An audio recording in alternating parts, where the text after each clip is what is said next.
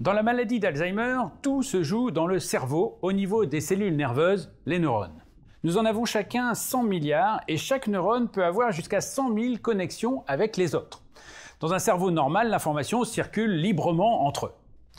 Dans la maladie d'Alzheimer, pour une raison encore inexpliquée, une protéine s'accumule, s'agrège jusqu'à former des pelotes qu'on appelle des plaques amyloïdes. Ces plaques vont se déposer sur les neurones et vont entraver la communication entre eux. Mais leur présence provoque aussi le dérèglement d'une autre protéine, cette fois-ci située à l'intérieur du neurone, la protéine Tau. Le neurone dégénère et finit par mourir. La maladie d'Alzheimer, c'est la combinaison de ces deux phénomènes. Dans le cerveau, c'est d'abord l'hippocampe, ici situé en rouge, au cœur des hémisphères, qui joue un rôle essentiel dans la mémoire.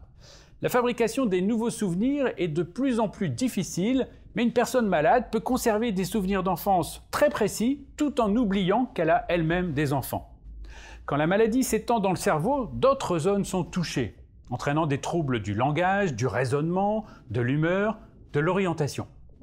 Aujourd'hui, on ne sait pas guérir la maladie d'Alzheimer, mais on espère freiner son évolution. Et la recherche continue.